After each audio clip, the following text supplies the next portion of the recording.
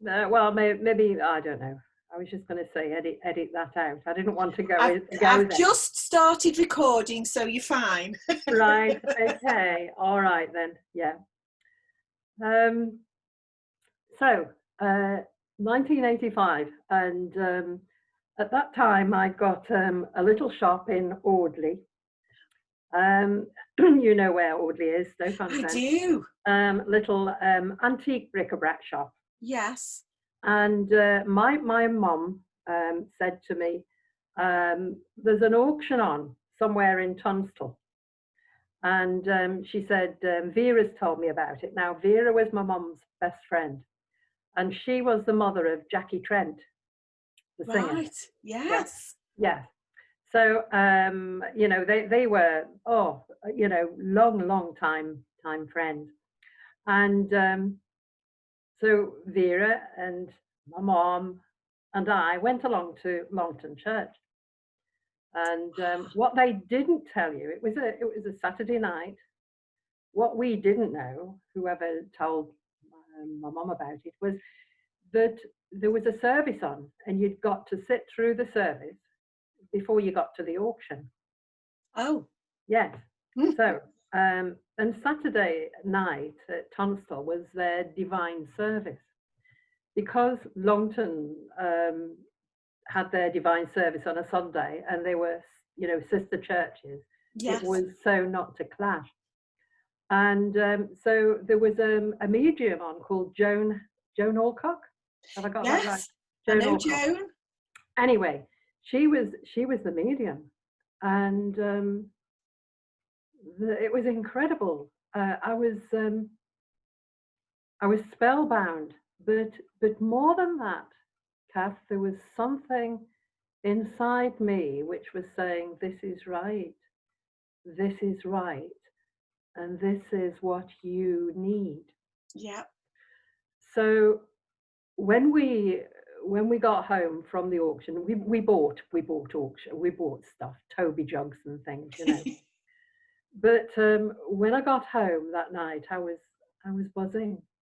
And for the next 3 days, all I was doing was singing hymns inside my head. Anyway, I said to Vera, her sister was there at the service. Yes. And I said, will you ask your sister if I can go and speak to her and her husband? So actually, I got it wrong. Vera was the sister. My mom's friend was Lily. Right. So anyway, there we are. Yes. So anyway, I went to see Isaac, and Isaac happened to live round the corner from where I lived, and he was already 80, but he'd been a healer at Tunstall Church for many years. Right. And so he sat down, and he and Vera, and they spoke to me about the church. And I was quiet, and I took it all in, and I was so excited, and I just said, I need to know more. So he said, leave it with me. He says, I'm going to ring Eric Thomas. He's the president. Yes. And so then Eric Thomas must have said, tell her to come along on a Thursday evening, and they were having some kind of workshop thing or whatever. Yeah. And so I went along, and there was only about, I don't know, about 10, 12 people there. So I sat at the back, as you do. And eventually Eric said, you know, you must be Janet. And I said, yes. And he said, well, come to the front. So I went to the front, and he said, no, he says, I want you to come to the front. In other words, on the platform. Yes. And he said, talk to us. And I did. And I'd never, you know, stood up in a church before. My people were not particularly religious. My mum had been confirmed in the Church of England, but she was Church of Scotland before that. Right. And but she wasn't really, really religious, and we were never encouraged. So I stood there and I just spoke. And at the end of it, Eric Thomas said, "It is correct that you are here. You are a speaker." And so I came off the platform, and I cannot tell you how I was shaking, absolutely shaking. And to this day, I don't know what I spoke about. I really don't. But the words were just tumbling out. Yes. So I started to go to the church, and then Trevor said, shall I come with you? And I was quite shocked about that. But it turns out that Trevor's uncle, Uncle Ken, was president of Newcastle Christian Spiritualist Church. We never even knew that. Wow. Because theirs was a strange family, and his dad and his brothers didn't speak, but this uncle was president there. Wow. So it what was, are the chances? yeah, it was really interesting. So anyway, I absolutely loved it. And you get so excited, you don't just want to go on the one night. You want to go on 2 nights or 3 nights. You want to go all the time. And when I joined the circle, talk about exciting, because things were happening, and I was, my psychic awareness must have been to the fore. Yes. And everything was ready, if you like. Yes. And so it didn't take long for for me to be moving into the mediumistic information. And I was that excited. I just wanted to meet people who'd got relatives who died. so I could say they're all right, And I mean, when you think back how irresponsible and how insensitive, but that's how it got you, because it was like this contagion. And but it was also an emotional contagion. Yes. Because it affected me inside. It affected me in a way that it felt marvelous, but there was a goodness in it. Yeah. I don't know quite. The marvelous was more the mystical, the magical part, because it is magical. It is. But there was something so good. And it wasn't until, Kath, that you really start to understand the implications of it all. Yes. About how people hurt from losing people. And how people never get over losing people. And of course, this had happened with me, with my father. Yeah. And it just became an integral and a central part of my life, a totally different kind of life to that I have ever lived. Yes. But it became so me. And the boys were, getting older. They were young teenagers. And I remember Jonathan, the youngest one, wanting to come along to the services, and we said, yes, come to the Christmas one, because Gordon Higginson's going to be taking that service. And he says, well, who's he's when he's at home, Children. It's a fair question. And anyway, we said, this is very, very, very, very important man. He's the head honcho, marvelous medium, So anyway, Jonathan came, and it was sherry and mince pies afterwards, as you do at Christmas. And Gordon took the service, and it was amazing. It was absolutely wonderful. And afterwards, I said to Jonathan, I says, well, what did you think of that? And he says, not a lot. And I says, not a lot. He says, well, you didn't get a message. And I mean, it was just typical, typical, Yes. children. But I mean, I did all my developing at Tunstall, and Eric Thomas taught me everything he knew. Yes. He I was a mean, lovely man, wasn't he?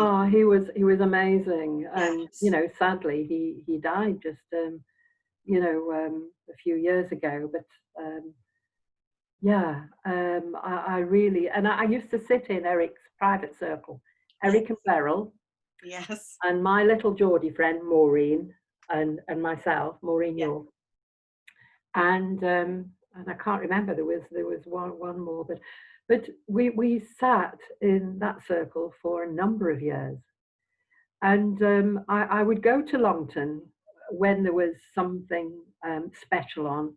Yes. When people like Coral Podge would come, or oh gosh, some of the really good people, Yeah. as I was told, and then I went to a couple of Gordon's workshops, perhaps more than a couple actually, but this was in the old church, Yes. and it was it was just great to to be involved. And then I remember when Paul rang me one day, because Paul was the booking secretary He for was. Longton. Yeah. Well, my stake in this was that I ended up being the booking secretary at Tunstall Church. And the hardest job in the church, actually, the Yeah. booking secretary is, as I'm sure you will understand that. And he rang me and he said, will you come and do a service for us a Sunday afternoon? And I said, me? And he said, yes, you. And I couldn't believe it. And he said, Gordon has asked me to ask you. We're going to give you a trial, Yes. And so I went along, and of course there's Eric and Beryl watching me on the, Beaming, as I dare that's right, say. yes, beaming. And the afternoon service, the 3 o'clock one, it wasn't always a very long service. No. But I was so nervous, and I'm thinking, oh, who's going to chair for me? Oh, if Mr. Higginson, as I called him, if Mr. Higginson is chairing for me, that'll be it. Anyway, Paul said to me, no, he knows how nervous you'll be, so he goes downstairs and he'll do the flowers. But he says he'll hear all about it. And I remember my first message. I remember Eric Thomas saying that was a really good message, but it didn't go downhill from after that. But it was I think it was just okay. I think there were just 3 messages in all, and so that was me in the old church. That was my very, very start. And I just loved it. And I started to go out and do churches, but and it was Gordon who said to me, I would rather like it if you went out and you took services, but I know someone who will benefit also, and I think that you should go out and do services together. And I said, right, because this is Gordon Higginson asking me. Yes. And I said, and who is that? And he says, he's a rather nice young man called Ralph Lilburn. Well, I didn't know this man, and he lived at Stafford, very, very tall, slim man who was, I think he was a social worker, but he'd been very interested in classical music, and he just wanted to be close to Gordon. Right. And I realised afterwards Gordon was trying to get him off his back. But he was, having said that, Ralph was, he was like me. he did mediumship, but he also was a speaker as well. So what we would do, we would get bookings, and we would have to. I would speak one week, he would speak the next week, Yeah. and so whoever was speaking, the other would demonstrate. And of course, then Eric Hatton rang and asked me to go to Stourbridge, the two of us to go to Stourbridge, which was when Stourbridge was in the old church as well, you know, the old Yes. part. And he said, I've been told to ask you. And I said, who's told you? He says, that's not for you to know. But we started to go quite far and wide, and whoever was putting us up, you know, it had to be made clear that my husband was coming with me. Yes. And Ralph was on his own, and we stayed we used to serve a place in Stroud, and we do Cirencester and Stroud. And we stayed in this 16th century farmhouse, Wow. which was absolutely freezing cold. Oh. And the old bed was right up against the wall, you know, a stone wall. Oh, and nice. yes, and it was and I always had to sleep by the wall, you know. Yes. But the lady who hosted us, the couple, who were a fabulous couple, but she never labeled anything in the freezer. And so we had steak and kidney pudding with custard one Sunday.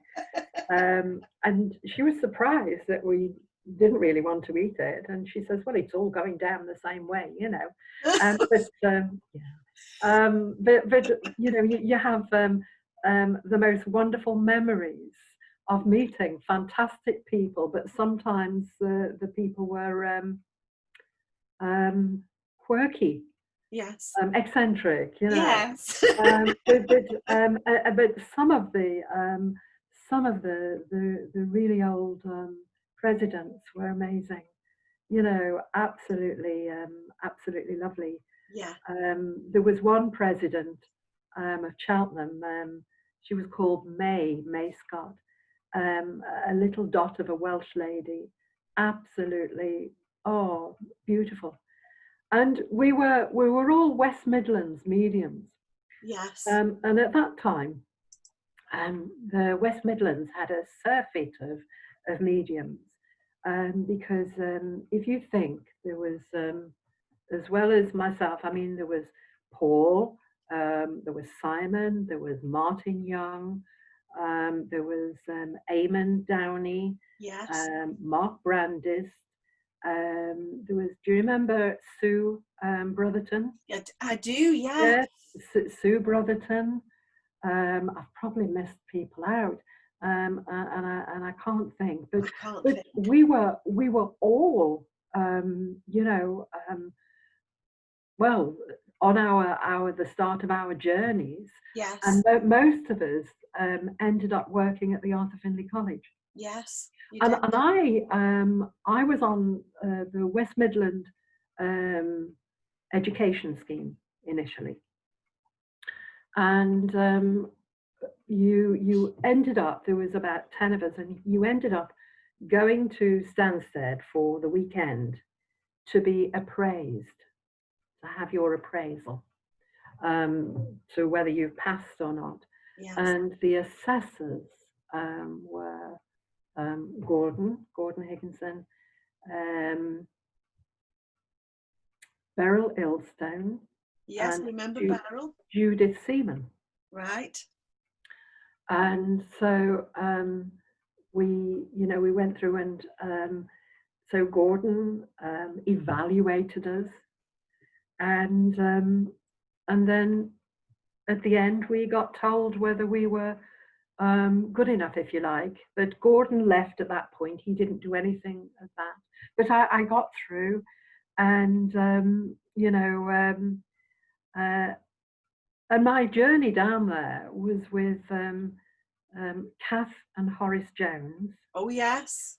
Horace was driving, and Gordon was sat next to Horace. I was in the middle. I wasn't. Kath was beside me. There was only 4 of us in the car. Yeah. And so we went down to Stansted with Gordon in the car.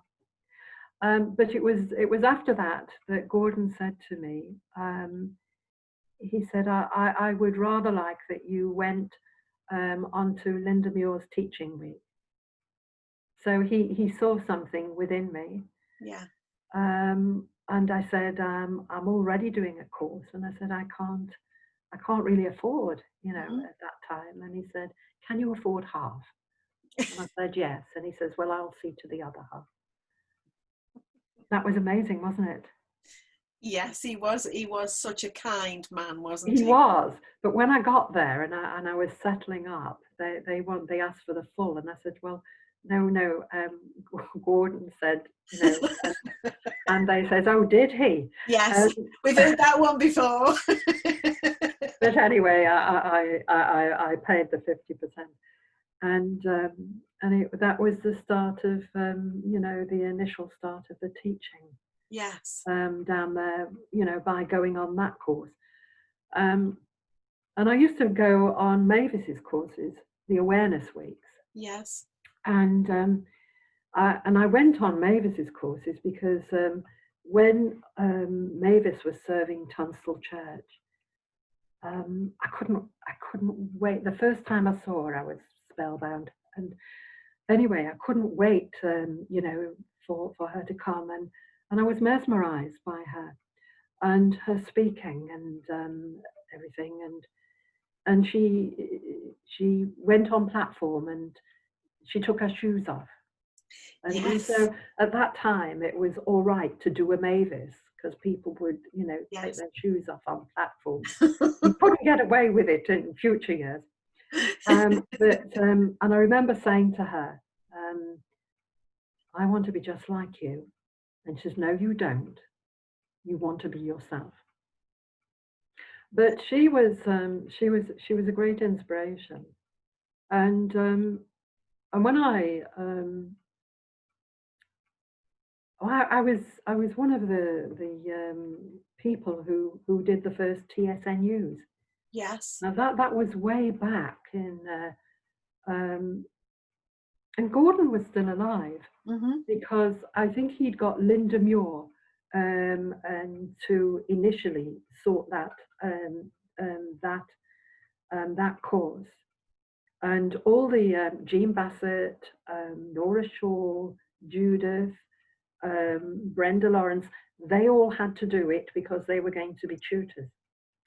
Anyway, Lionel Owen and I, yes, and someone else, we had to sit the exam for it in the little room at Longton Church.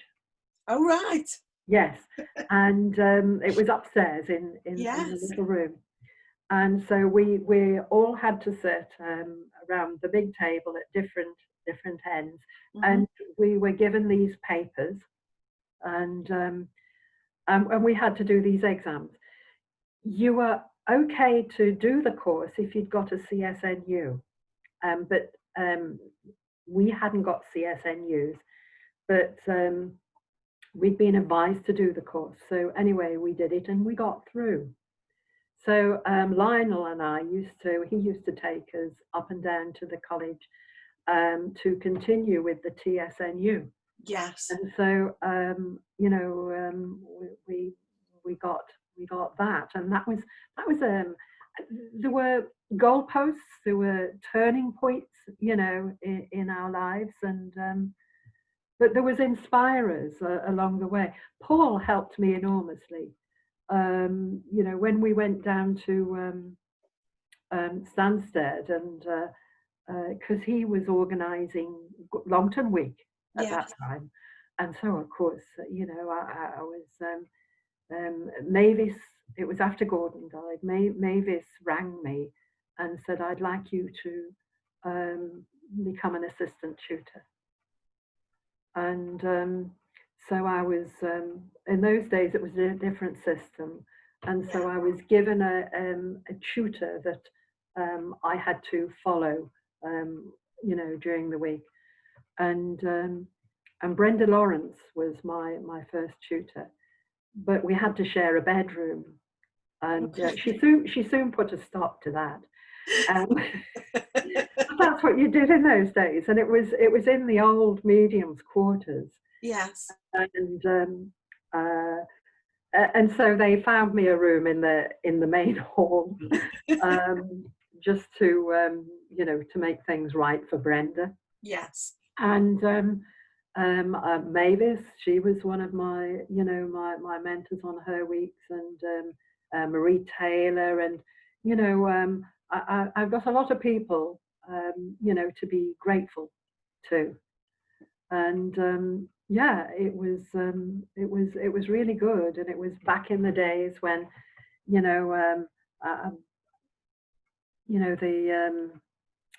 the top mediums, it was Glyn, Leonard Young, yes, and Mavis, and they used to find their own tutors, yes, and and I got to work with some really great people. But Sue Rowlands, she was, do you remember Sue Rowlands? I do, yes, I do. Yeah, well, she was the first person that took me abroad, that invited me to go abroad.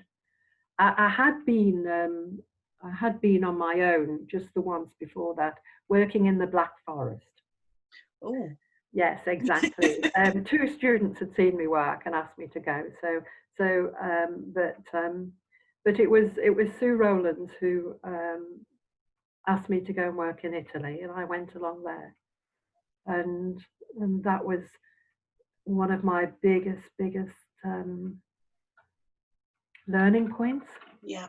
Because you would be in a hotel, and you would be in a room, and you could be doing sittings one after the other, and for sometimes couples, sometimes one person, very often families.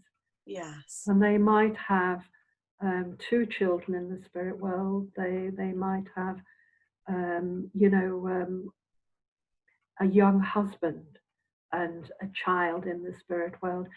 It was for a society, yes, whose children had passed to spirit, that we were working for. And you had to keep control during all that. You'd do 8 sittings, and you couldn't cry, and inside you were crying.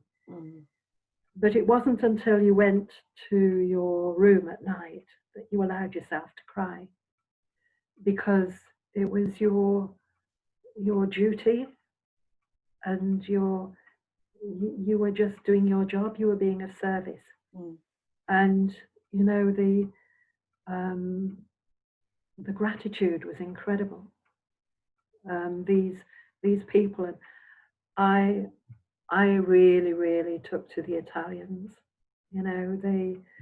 They were so expressive, and even when we would laugh when we were doing the demonstrations, because you could be, doing one in, I don't know,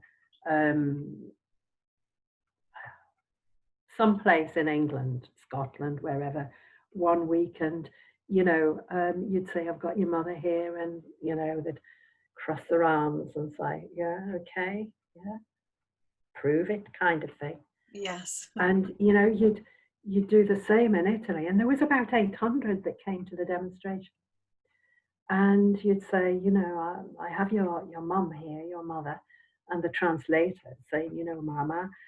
And the person would stand up and go, "Mama, Mama." And it was open arms. And it was just, this was amazing. And I came to a conclusion, Kath, because they were all devout Catholics. Yes.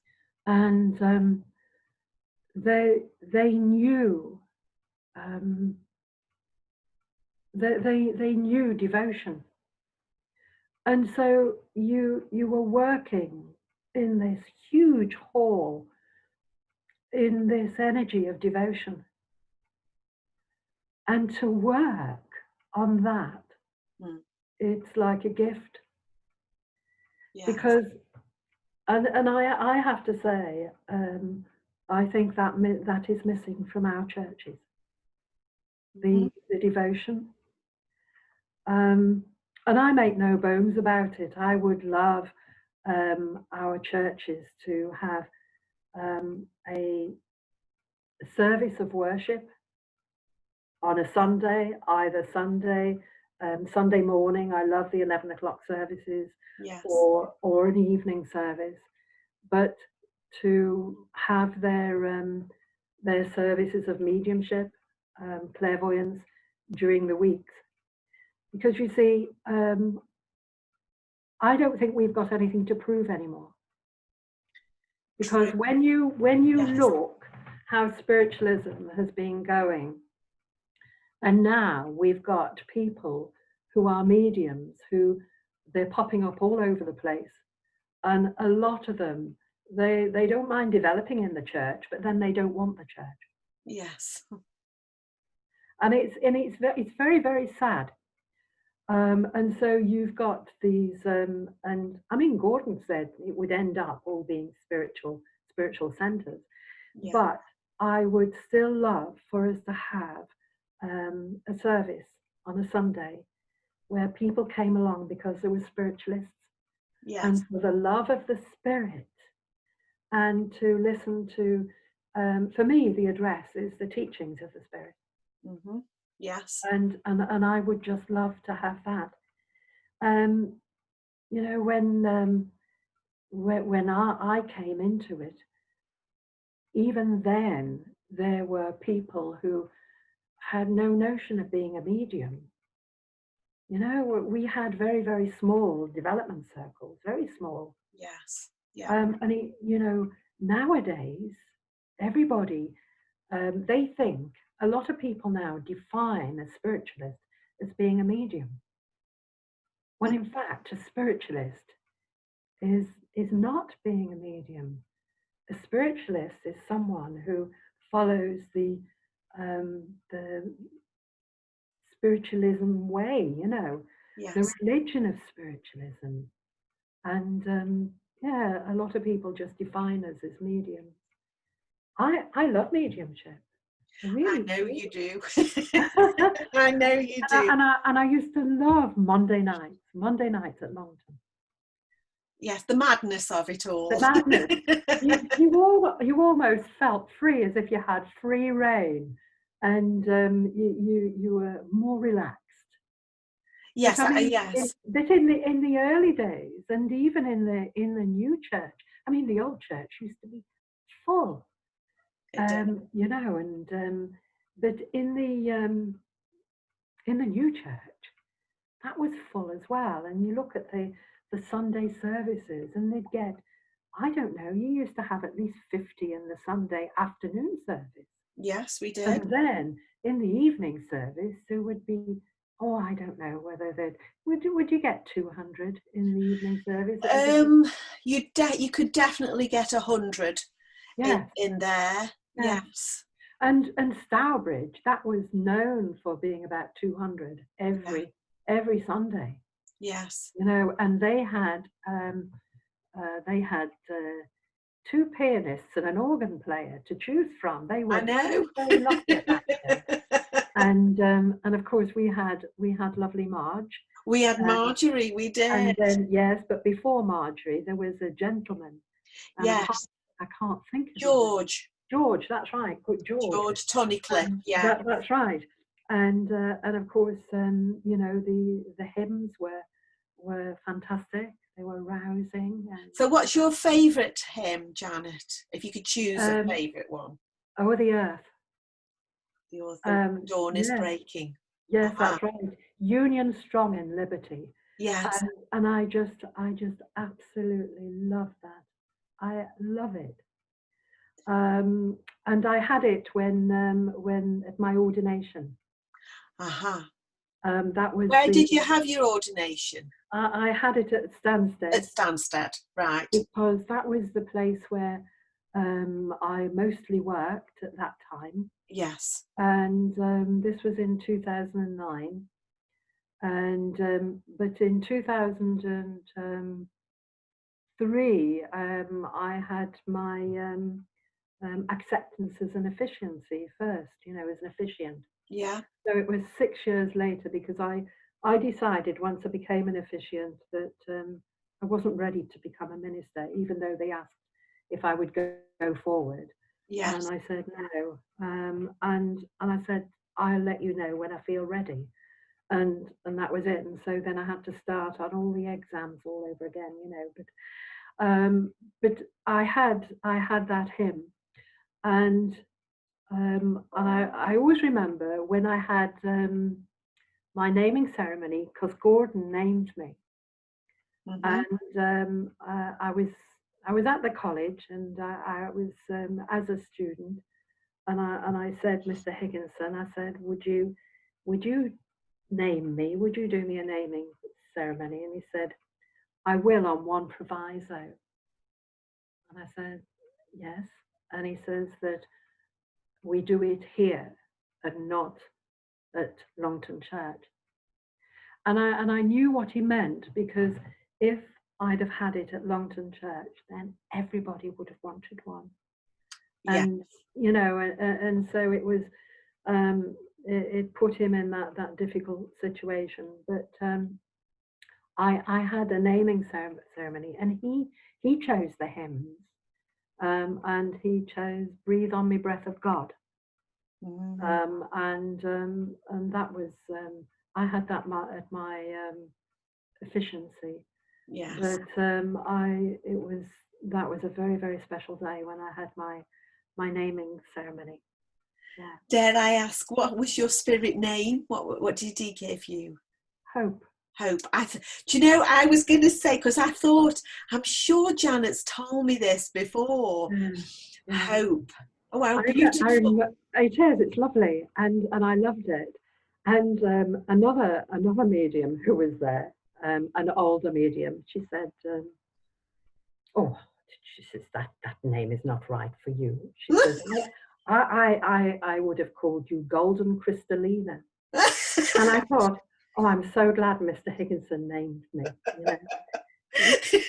It's quite a mouthful, isn't it? Yeah, very, very. Yes. And yes, easily remembered. What on earth would be the meaning with Golden Crystallina? Well, only she knew. But but I remember saying to Judith Seaman after the ceremony, because she wasn't in, and I said, I've got my spirit name. I says, it's Hope. And I said, and I remember seeing him do one before, and I says, and her name was Hope.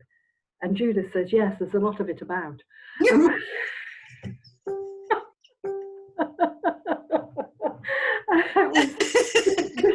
But you know what? It was, and it was what he said in the service.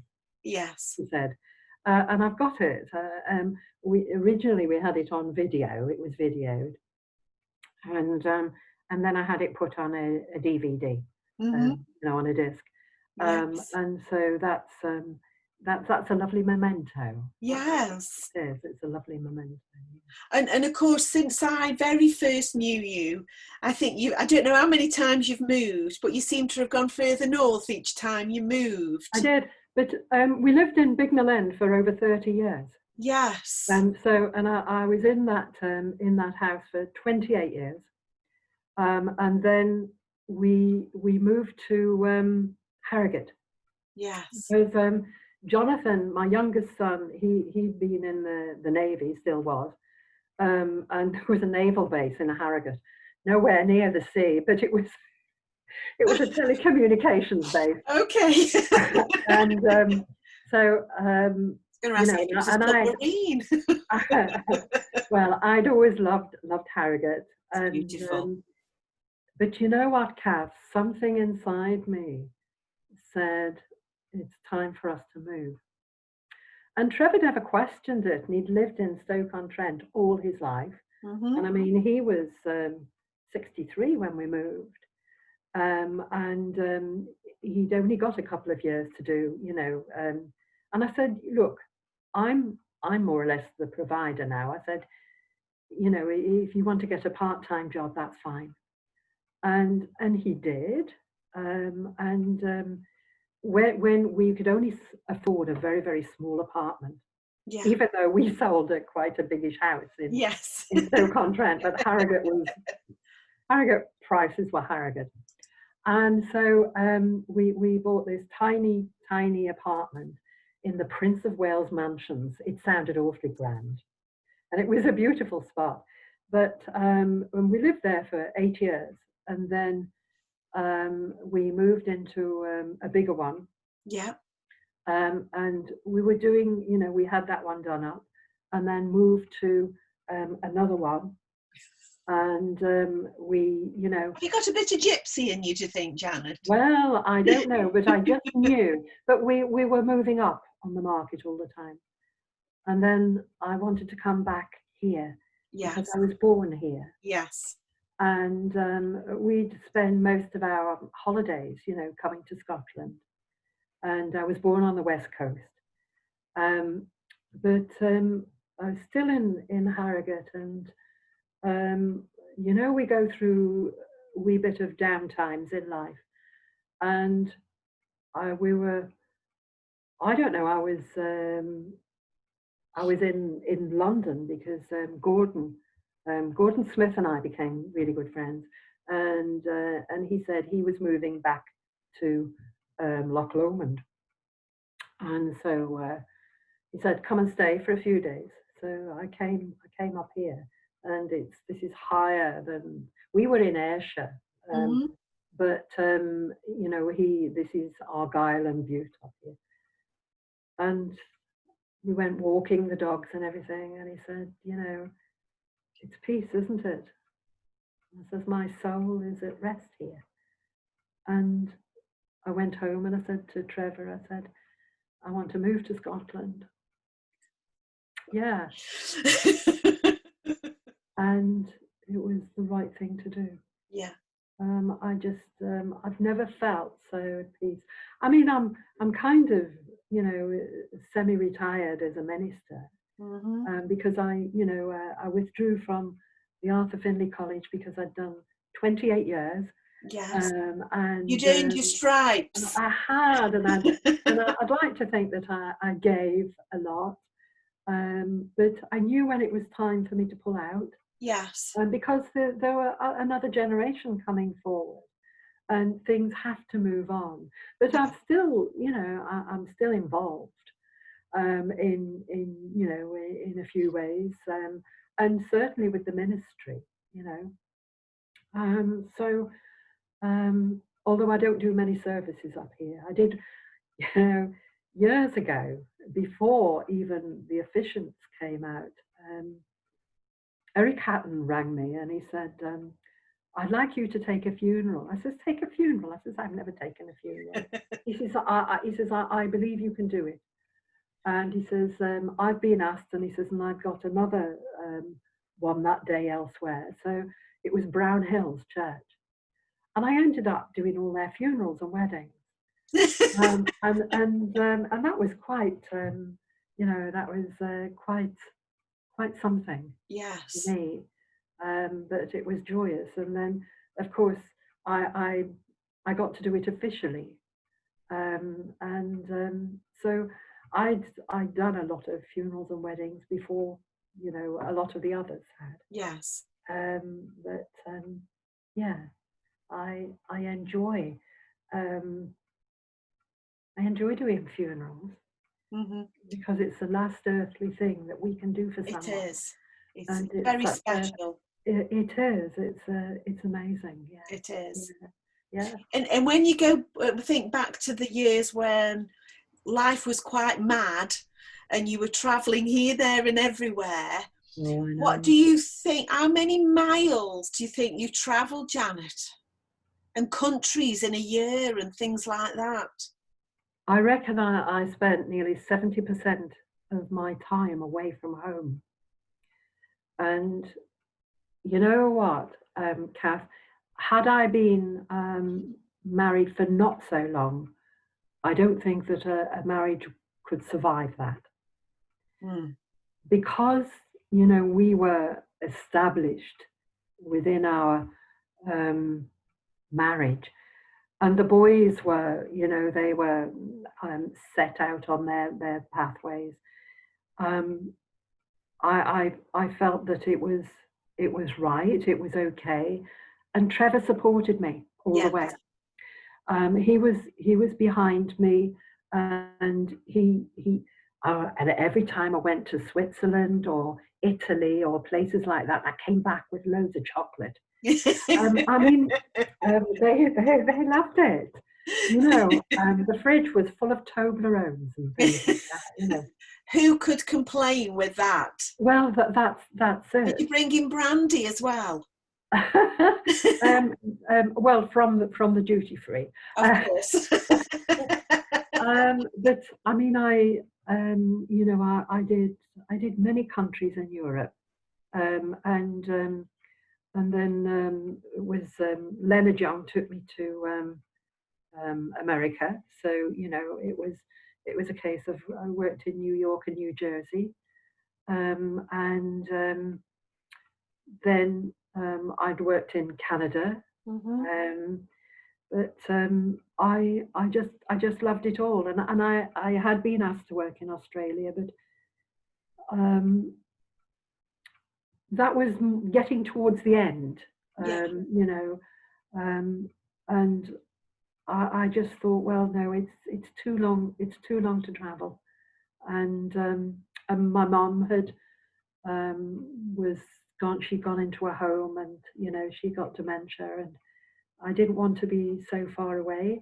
Yes. You know? And so yeah, you go by what you feel right at the time. Yeah. But you know, I did the Sweden and Denmark, you know, Holland, loved Holland. Yes. Still work there in Holland. Yes. You know, if it hadn't been for COVID, I would have been there in March, and then I normally do September or October there, so twice a year. Yes. Switzerland, Geneva, with Silvana, who organised for me. I was there quite a lot, and it became a second home, and loved every moment of it. Yes. I had a sitting, well, I think back, I had a sitting with Gerard Smith, and he said to me, I keep seeing mountains here, and he says, I keep seeing Switzerland. Now at that time, I hadn't been traveling. You know, I'd just been going up and down, you know, the country, the UK, and I thought, oh, never in a million years, Switzerland.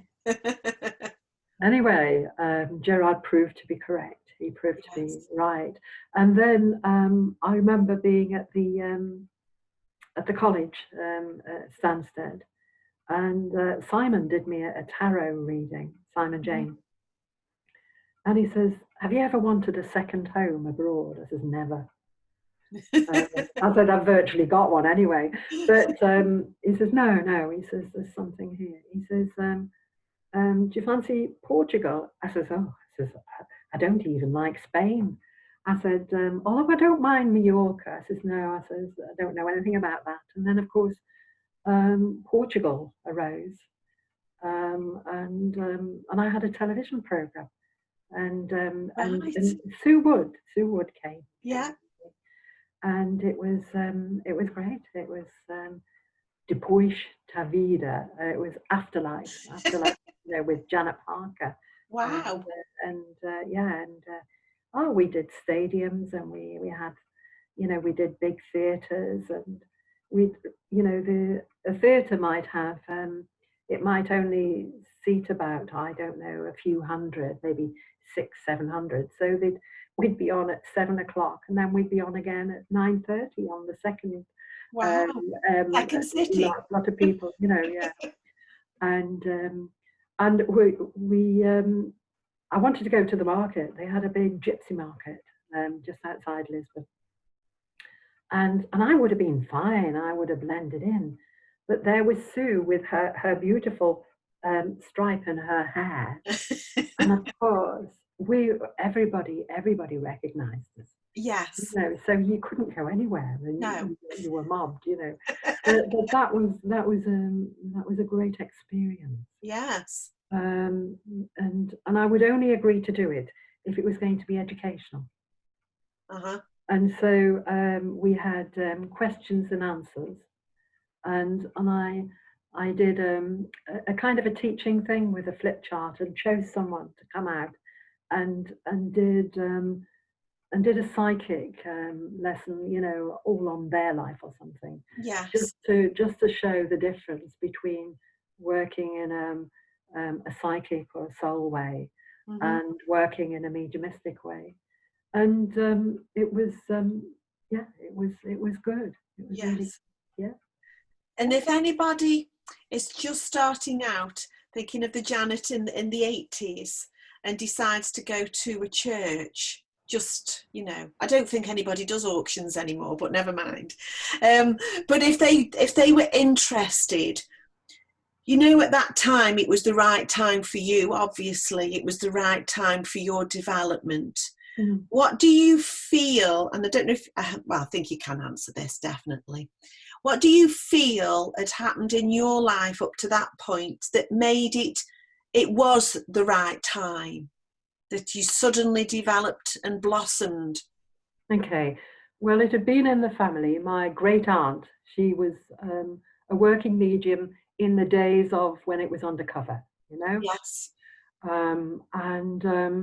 My grandmother, her sister, she was very mediumistic, and that was my father's mother. But my father was very mediumistic, as was his brother as well. And and I remember even as a little girl, them sitting around the table. You know, they would sit at table, and I remember, because my father used to say, you know, if he wasn't at the table and the table would start knocking, he'd say, you know, I don't have to come to the table, Auntie Gertie, because Auntie Gertie was his aunt who was the medium, and she would come through the table when she passed, you know. Right. And so the table started to move towards my dad. Wow. And he wasn't sat at the table, you know. Yes. And so, but you see, that really wasn't anything to me. No. Because it was just accepted. And then you forget about a lot of that, funnily enough. And it wasn't until I was 27 when my father died. And it had a profound effect on me. I always remember that he died on the 15th of May, and 5 o'clock in the morning, and I'd been sat at his bed and everything, and he passed. I needed to go outside, and I went and stood at the garden gate, and it was the most beautiful morning, and it was, you know, it was beginning to, dawn was just breaking. And the most incredible feeling of this weight just lifted off me. Because, as I say, I wasn't really religious, but I'd asked God to take him, because, you know, cancer can be a terrible thing. Yeah. And this was a physical feeling. It was absolutely physical. But after he passed, I was getting the most incredibly vivid dreams, you know. And he came back to me, and he, you know, he said, I'm okay. And he said, I can come back and see you. Now, I was terrified of anything like that, believe it or not, then. And I said, no, Dad, it's okay. He says, then I won't. because he knew I was terrified. Yes. But he said, I'm all right. I am all right. And there were other things that you know, I don't really, you know, wish to share, but that was an incredible moment. Yes. And from then on in, I was getting lots of dreams. But I also used to be about 5 o'clock in the morning. I would receive information. Mm-hmm. Never thought any more about it. But lo and behold, during the next day or two, something would happen. I'm thinking, wow, did I dream that or what? But I knew it wasn't a dream. Yes. And so that was in 1977, and you know, things happen, and anyway, I was just ready for it. Yes. You know, in 85, I had moved away from you know, other stuff, and I ended up having my little antique shop because my dad and I used to go to auctions together. Right. He taught me a lot about antiques. Uh-huh. And so that was that. But I would say once I'd walked into that church and I felt at home, the pull became incredible. And for someone now who is interested, and even if it's just a passing interest, don't listen to what others have got to say. Go and sit in a service. Yes. Now, it is very sad to say that unfortunately we are not always represented well now in services.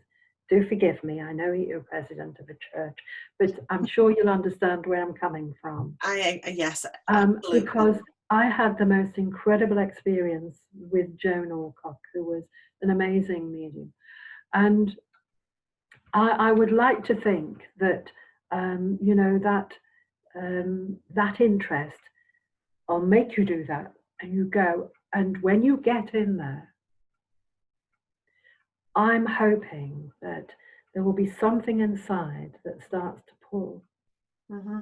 And even if you feel that that person on the platform is not the greatest, but yet the energy in the place feels right. Yeah. Then I would say, give it another go. And, you know, try to get the best teaching that you can, if it is that it's mediumship that you're interested in. Yeah.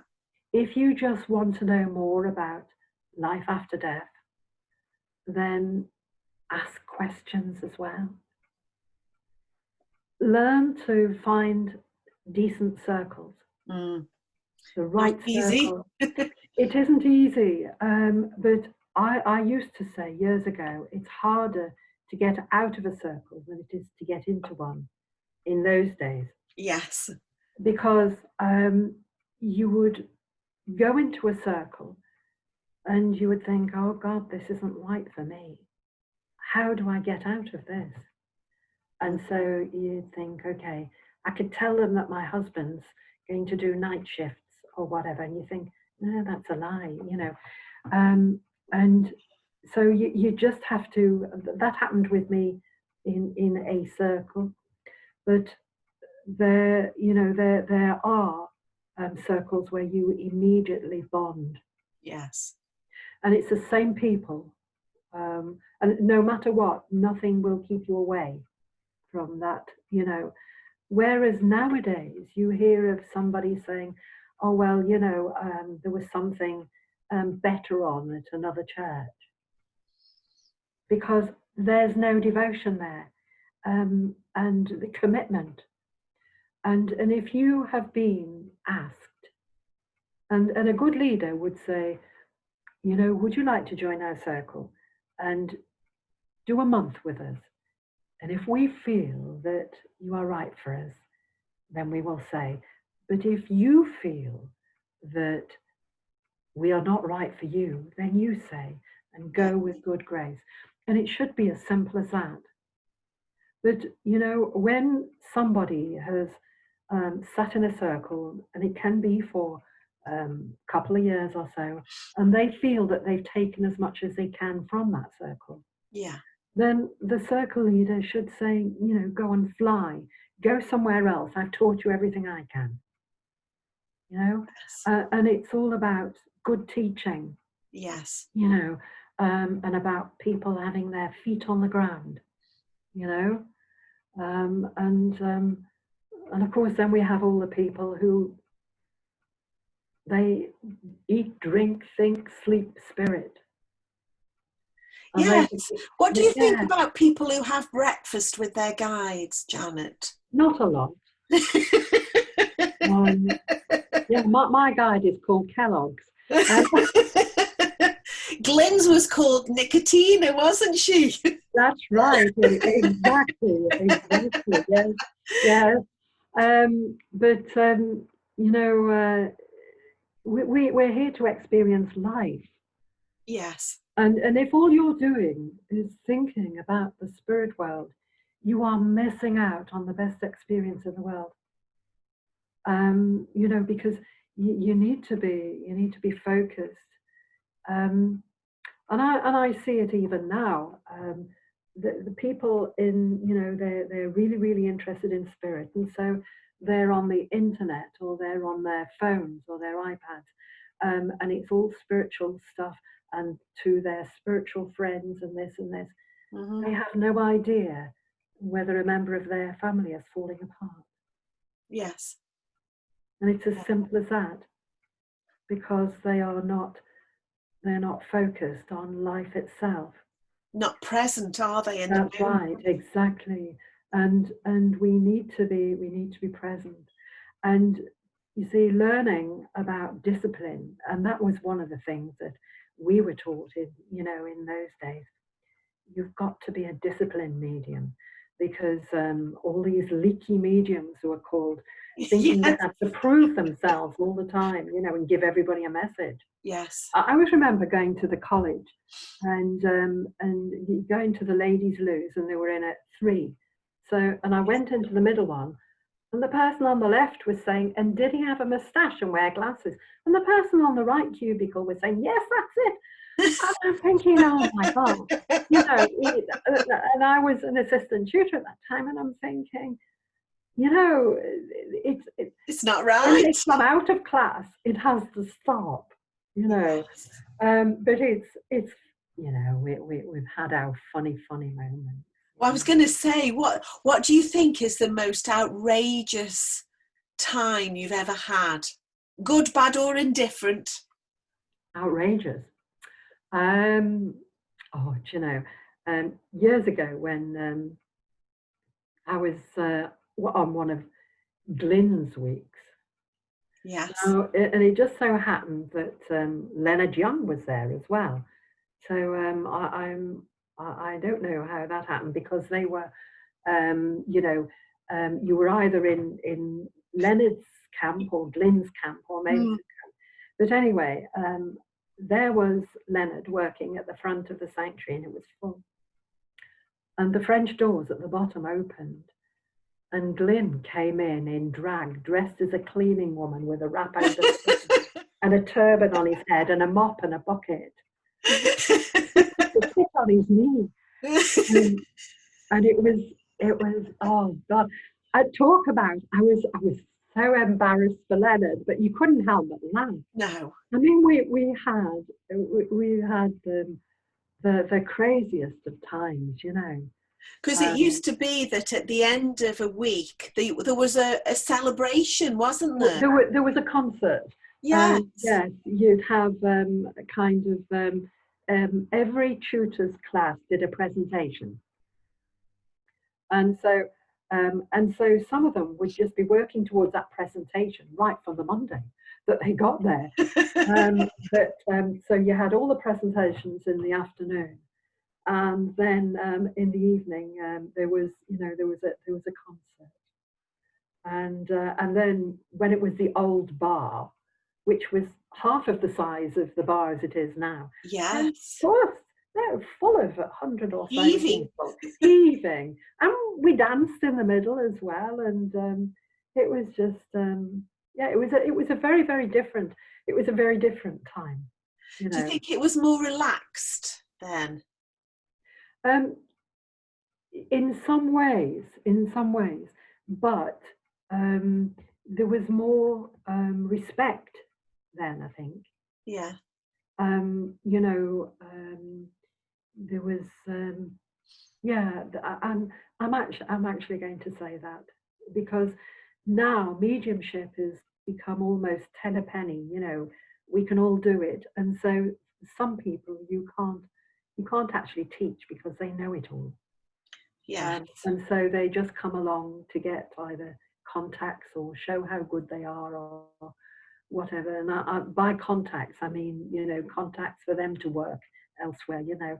Yeah. And it's in some ways it's sad, but the wheat always got sorted from the chaff. Yeah. Because you look over the years, Paul and I used to run a lot of courses together. And you look at some of the great students that came out who are working now, Kath Shirley and Mitch Shirley, and Thank you. to name a few. But I mean, you know, people that you end up being very, very proud of, you know. Yes. Yeah. But it is different. It is different. It's definitely different. Like everything, you know, costs arose, and so the hall had to change. It had to kind of update itself, and it became more of a business. And when we first went, I mean, you'd be sharing a bedroom with 4 or 5 people, Yeah. and that you didn't know. And You soon did. Yeah, well, yes, actually, very soon.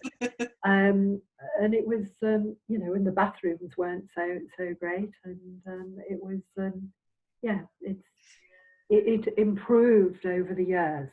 Yes. Yeah. And you've been here, there, and everywhere. Have you brought some antique pieces home with you at times as well? No. Bear in mind the weight of certain things. Yes. And then, I mean, when we moved from Staffordshire, you know, my sons both ended up with a load of our furniture and stuff. Yeah. And because we were moving into a tiny place, and then you find that your taste changes. So Yeah. I've got very little antique stuff now, you know, but I've got some family things, and Which is always nice. yeah. But I tell you what I have got.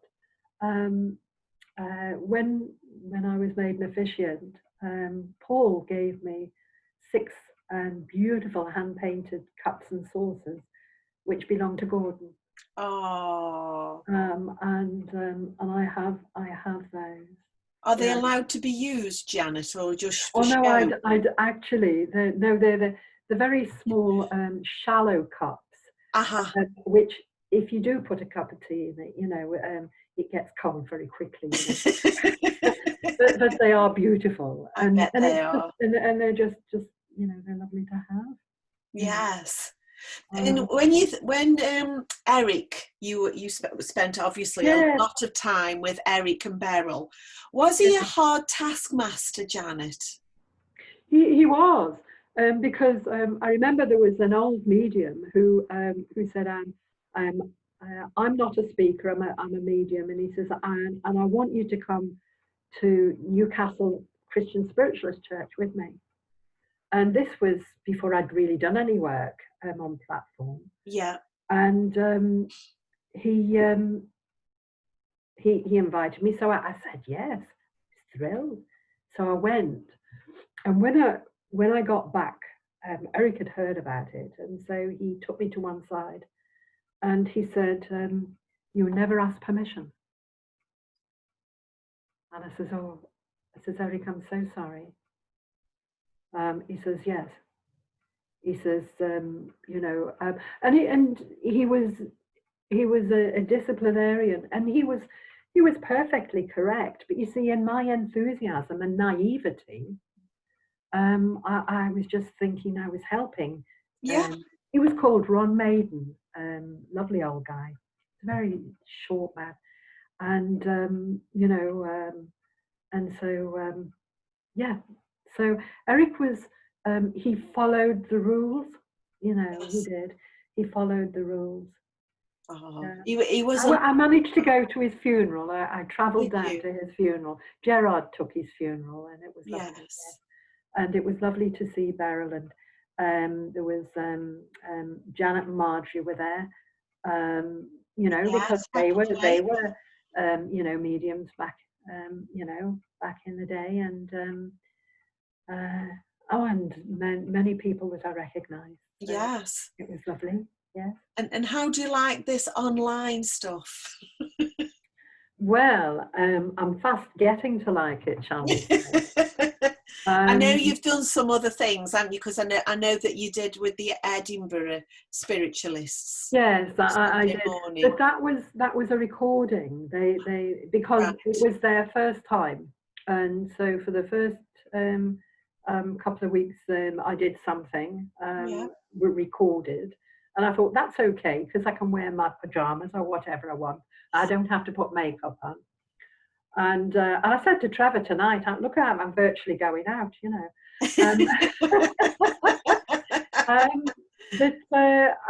You know, then I've just learned. I've taught myself, you know, how to. I put Zoom on, and I've cottoned on, shall we say?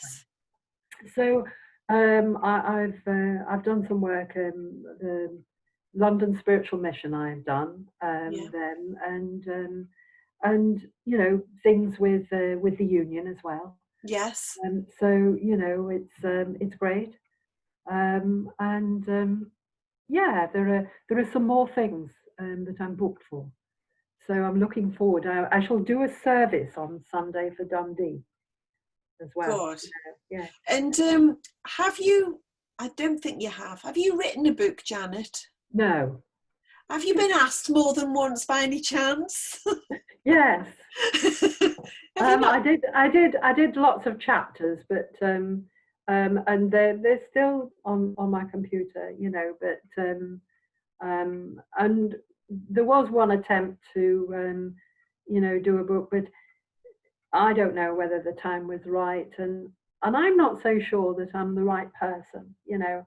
I know that, you know, Paul's done his, but you know, he's much more forefront, and you know, and Simon and Brian have done a, you know, book, and you know, various people have, but I'm okay. I'm okay. You know, But it is nice to hear experiences from somebody who's been doing it for a few years now, and you've had so many different experiences, the highs and the lows, and you know, did you ever get to a point where you thought, oh, I don't think I can do this anymore? 3 times. 3 times I nearly walked away, and I remember and at one time and I was teaching, and I was driving down to Stansted, and I was thinking, I don't know whether I want to go. I don't know whether I want to go. And all of a sudden, a car pulled out and passed me, and it was a gold Rolls Royce, would you believe? Not a shiny gold, a mustardy colour Rolls Royce.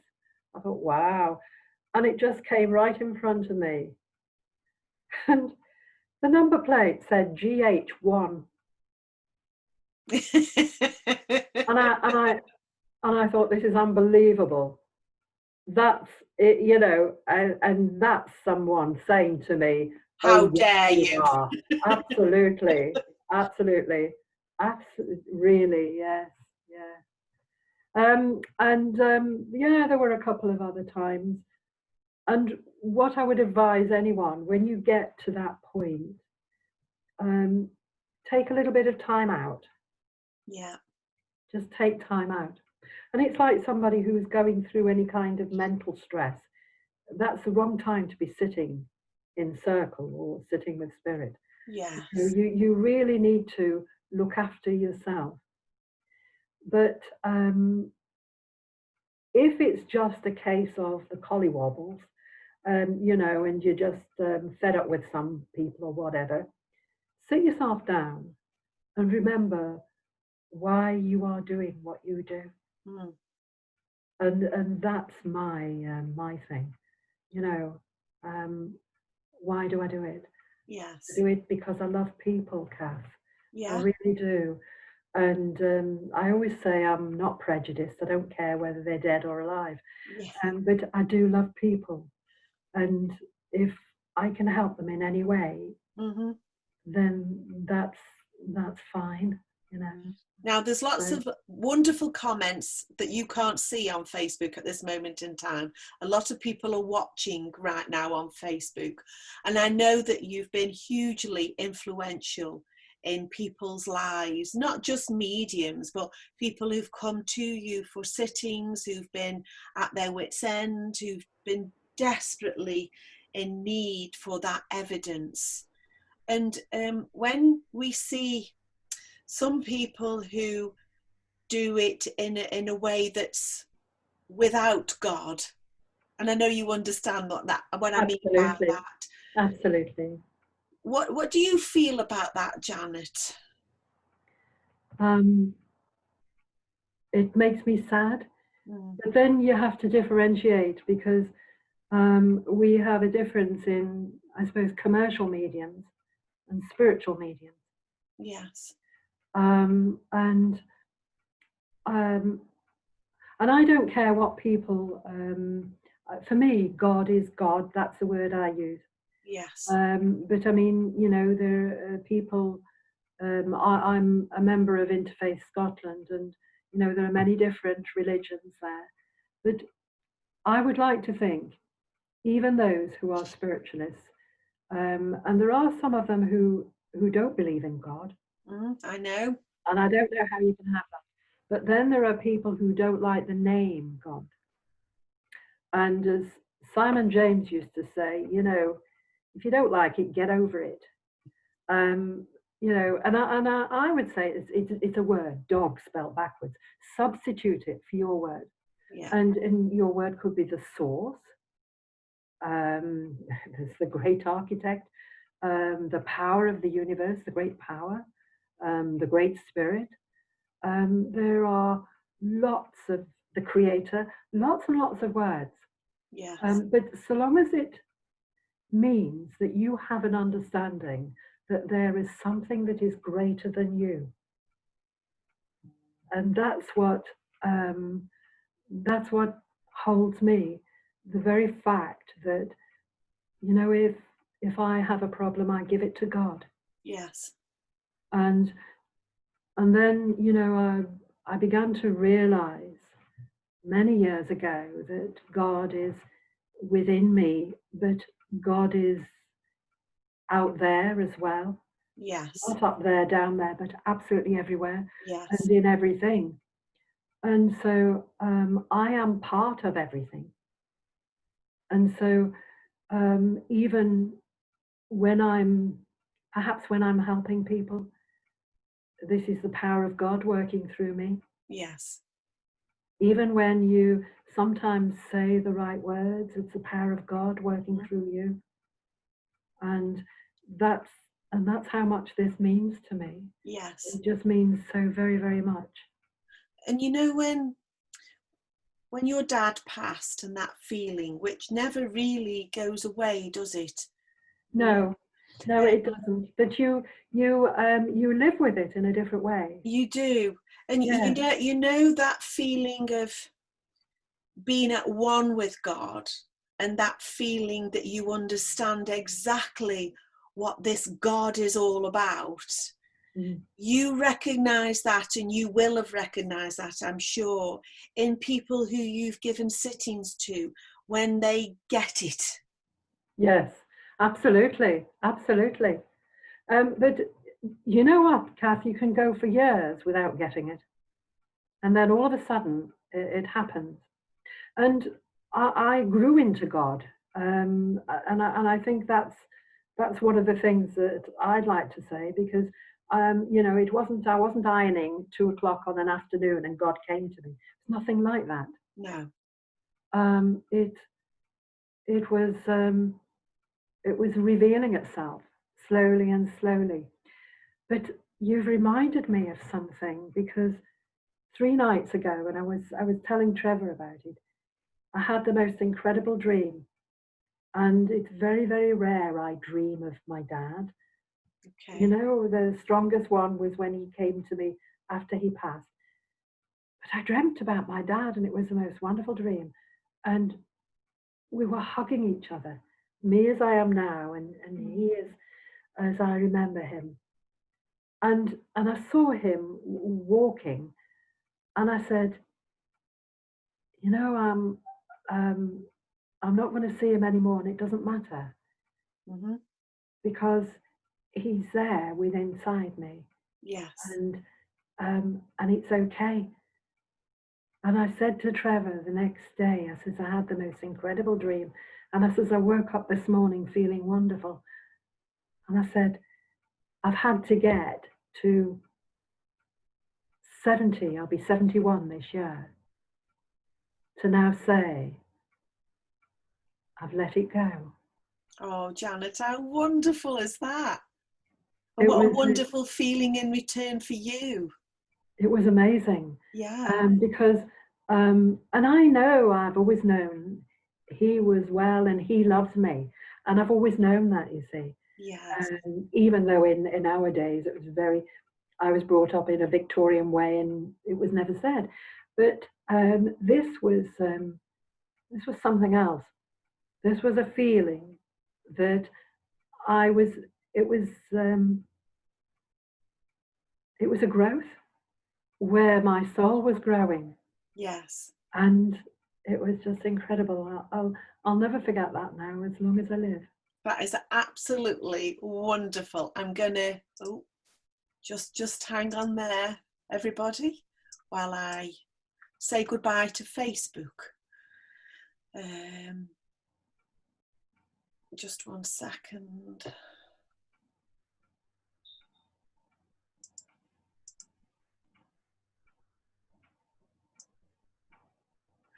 Well, our faces are frozen on Facebook, so I'm thinking that it's stopped. Yes, I'm sure, yes. But yes. I don't know for sure. Thank you so much, Janet. I hope you've enjoyed it and it wasn't painful for you in any way. Not at all. Kath, it's been a joy speaking to you. And I mean, I was amazed when I was asked. I thought, oh wow, you know, how lovely. Yeah, how lovely. Well, I'll say thank you to everybody who's joined us as well. And if I'm still on Facebook, thank you all. Lots of love to you and Trevor, and be good. Don't go anywhere to get any germs or anything. No, I've got to look after him. I've just seen Lynn on there, Lynn Hames. Hello, yeah, Lynn. And lots of other people as well. Just so lovely, so lovely. Thank you so much. Thank you. Thank you. God bless everybody. Thank you. And you too. Bye. Thank you, Janet. Bye.